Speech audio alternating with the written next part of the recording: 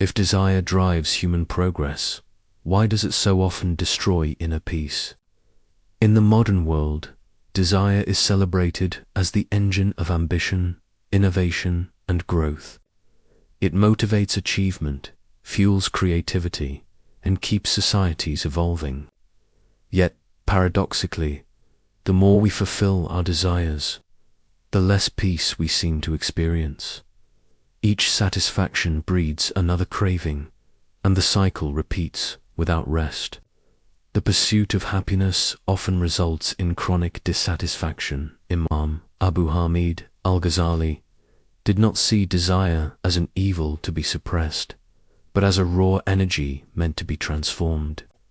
The soul's ascent is not a war against desire, but its refinement, the evolution of longing from base appetite to spiritual peace. How can the same force that produces restlessness become the very ladder to serenity? Modern life has made desire both the stimulant and the sickness of the human mind. Every digital notification, advertisement, and algorithm is designed to keep desire alive, to keep you wanting something more. The brain's dopamine system becomes more excited by the expectation of reward than by the reward itself. The result is a constant state of low-level tension. We chase not satisfaction, but the feeling of pursuit. Whatever we gain soon becomes ordinary, and new cravings quickly take its place. Desire gives energy to life, yet that same energy can enslave the heart. Peace is not achieved by erasing desire, but by redirecting it toward higher realities, by training the will to love what truly endures. Al-Ghazali was born in Persia in 1058 CE and became one of the most influential thinkers in Islamic intellectual history. Trained in philosophy and theology, he was a master of rational argument, yet his life took a dramatic turn. After reaching the pinnacle of scholarly success, he suffered what might be called an existential crisis. He could argue for God's existence, but he no longer felt connected to the truth he defended. This crisis pushed him towards Sufism, a deeper, experiential form of knowledge that combined reason with inner transformation. Human suffering, he realized, arises not from having desires, but from misunderstanding their purpose. Asceticism was not rejection, but purification, the redirection of energy from illusion to truth. Desire is the evolutionary drive of the soul to return to its origin, not a curse to suppress, but a force to understand and refine. Al-Ghazali described the soul as a hierarchy of motivations, a ladder through which desire evolves. The first stage is nafs, the commanding self governed by the body's appetites and the ego's dominance. Here, desire seeks pleasure, comfort, and recognition. The second is nafs al-lawwama, the self-reproaching self. The individual begins to judge impulses, to feel guilt and aspiration. Awareness grows, but conflict remains. Finally, there is nafs al-mutma'inna, the tranquil self. Desire has been purified. It no longer seeks pleasure as escape, but harmony with truth. The soul doesn't destroy desire. It educates it, turning instinct into intelligence and longing into love. Desire distorts perception. The mind, under its influence, begins to see not reality, but the promise of pleasure. The more one desires, the more selective perception becomes, filtering the world through the lens of want. The mind ceases to see what is and sees only what it wants. Ghazali's remedy was muraqabah. Rather than repressing desires, one watches them arise, allowing awareness to see the process in real time. When you feel the urge to seek validation, pause and ask, what deeper need is this seeking? Perhaps belonging, perhaps significance.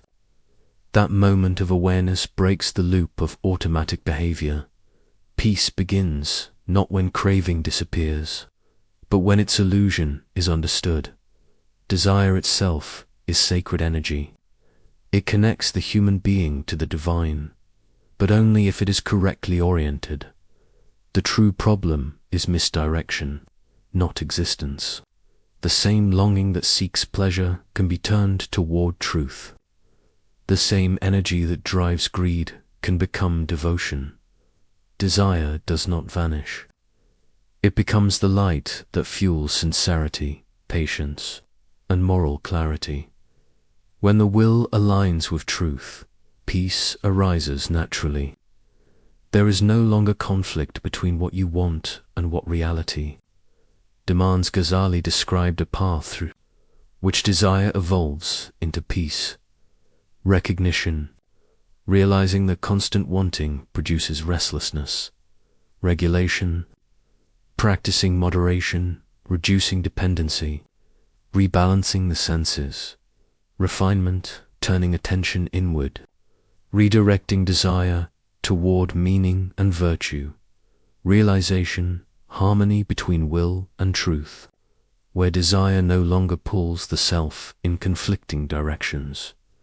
Peace is not a withdrawal from life, but a reordering of values. It is coherence, the absence of contradiction between inner state and outer world. Peace cannot be achieved by force. Excessive effort to suppress desire creates new tension. The more you try not to think of something, the more it occupies the mind.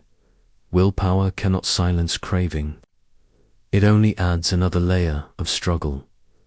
By observing desire rather than fighting it, attention is withdrawn from its fuel source. Over time, the mind loses its compulsive momentum. Peace is not a conquest, but a byproduct of alignment, the natural state that emerges when understanding replaces resistance. Al-Ghazali's method can be translated into modern practice. Awareness, training, observe desires as mental events, not as commands. Recognition is the first form of release. Reframing motivation, ask what lasting state you truly seek through each desire. Cognitive reorientation, reduce overstimulation. Strengthen long-term reward systems through learning and service. Value cultivation, replace indulgence with reverence. Frame daily actions as participation in divine order. The mind becomes stable, deliberate, and clear. The tranquil soul desire is not the enemy of peace. It is its raw material. When the soul discovers what it truly longs for, desire refines into longing, longing into love, and love into peace. The journey is not about eliminating desire, but educating it, turning energy into harmony, and passion into understanding. Knowledge disciplines desire. Desire energizes knowledge. The intellect without longing is sterile, and longing without intellect is blind. Together, they form the complete human being, the rational soul in equilibrium. Peace is not the silence of wanting, but the stillness of knowing. If peace is not the absence of desire, but its perfection, what are you truly longing for?